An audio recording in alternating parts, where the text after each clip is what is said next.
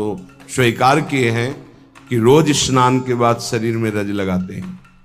ना करते हो तो फिर सुन लो, तुम्हारे हृदय को ये विकार तब तक जलाएंगे जब तक प्रेम रस के योग्य नहीं हो जाएगा। उस जलन को सहने के लिए ये सद्यो वशीकरण चूर्ण मनंत शक्तिम तम राधिका चरण रेणु मनुष्य मरामी, ये श्री जी की चरण रज है जो आपको संभालेगी, कवच का काम करेगी।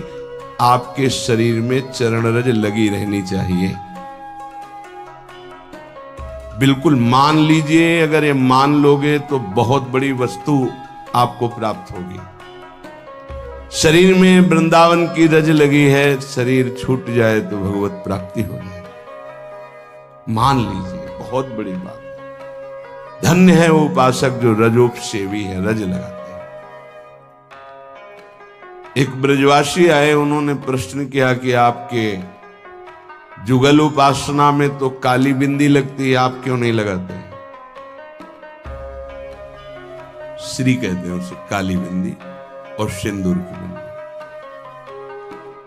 पूज्य श्री सद्गुरुदेव भगवान ने आदेश किया, त्रिपुंड लगाते शरणागति का, कि हम आचार्य आज्ञा से चलते हैं। आचार्य ने पत्र में लिखा था,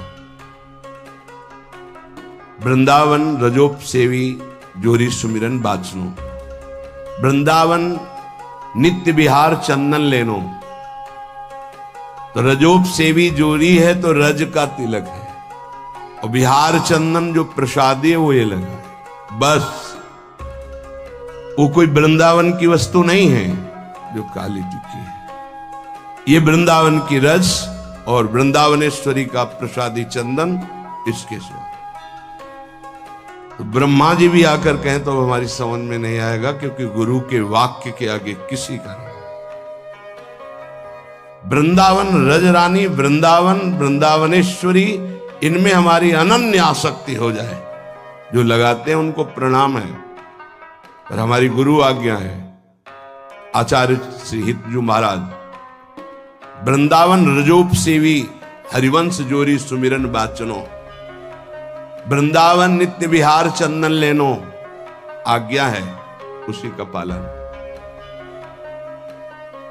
अगर महापुरुषों की चरण रज लग रही है तो महानिशंगा नाम मान लीजिए। बार बार इसलिए कह रहे, मान लीजिए। आप में सामर्थ्य नहीं कि आप असंग हो सके। महानिशंगा नाम तो बहुत बड़ी बात है, तो कहीं आ सकते नहीं, स्वभाव में ना सूक्ष्म